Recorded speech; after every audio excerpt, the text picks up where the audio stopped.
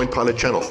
To receive updates of all cryptocurrencies and Bitcoin news and views, remember to subscribe and hit the bell icon below to receive notifications. Enjoy the video. I believe that, the question of a bubble gets asked a lot. And I actually wrote a post on Medium a few weeks ago addressing that. And what I did was I looked at Amazon. And, I really believe that crypto, and when I say crypto, I mean the blockchain, cryptocurrency, smart contracts, and decentralization, that this is the biggest thing to happen in mankind. And it doesn't mean that we don't get ahead of ourselves. But if you take a look at the chart for Amazon, from 97 to 99, it was up 70x. From 90, if you stretch that out 2 more years, it's violent up and then down 95%. And if you stretch it out till today, 2017, all of that violent up and violent down over those 4 years is just this tiny little blip.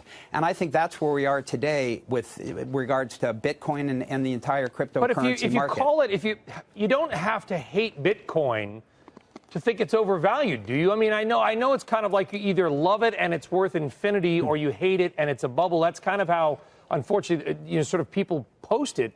But the reality is that it could be anything, an asset class, lumber, Dutch tulips, whatever it might be. Justify to our audience why it's worth a 900% gain this year. Look, its gain is totally irrelevant. The question is, how much is it worth? And at the end of the day, Bitcoin is nothing but a confidence game. That's end of game, and investors have to get confident with that. And by the way, every asset is nothing but a confidence game. Gold is nothing but a confidence game. What is it? Why does anybody own gold? Because they believe tomorrow somebody else is going to pay them more money for it. Gold is worth $8 trillion. Bitcoin's worth $150 billion. And by the way, it is by any measure a much better store of value than gold is today. You don't get nervous using that phrase, a confidence game? A Ponzi scheme is a confidence game also, yeah, right? Look, everything is a confidence game. Facebook is a confidence game. And, and by the way, Facebook IPO'd and then it was down, 70%. So, I have a word that I use to describe the tendency of markets to become bubbles and pop and then become bubbles again. The word that I use to describe that is capitalism. That's what we do. The government tries to tamp it down. They're not very good at it.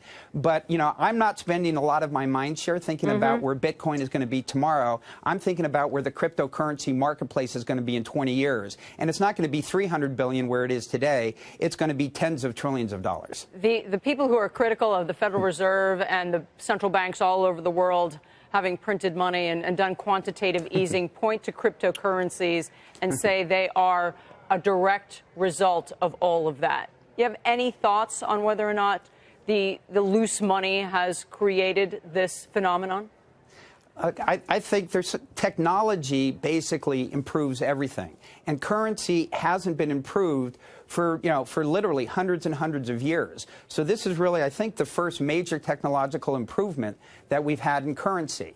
And by the way, people, when they say currency now, they're thinking of currency in the same way they thought of currency for the last hundreds of years. This is something completely new. You put a smart contract on top of a blockchain currency, and you can now have that currency be anything. I have no doubt in a few years I'm going to have the Lou Kerner coin, and I'm going to decide, my coin's going to automatically leave a 22% tip every time I go in a restaurant, unless I really like or don't like it. When I go into a gas station, it won't allow me to buy gas unless every gas station I go to, everybody in their blockchain is for climate change, right? Well, that's what currency is going to become.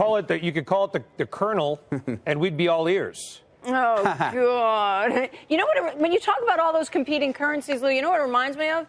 It reminds me after the French Revolution when there was all that horrendous inflation and there were competing currencies throughout the country, depending on who controlled the printing press, who had a stronger bank, and therefore people believed in more.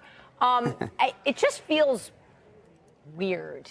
Look, I totally get that it feels precise, weird. This is something totally new. It's the densest thing that I have ever gotten involved with. I first heard about it in 2013. I spent 9 months looking at it and never got it. So I appreciate why it's hard to get. But you're talking about currency as though it's the same thing that has been for hundreds of years. When I get asked how many currencies can there be, I answer, how many companies can there be? Do you ever say, wow, there are too many companies? You know how many companies got started today? Okay. There are too many. Okay, that's a new way to think about it. I hadn't thought of it that way.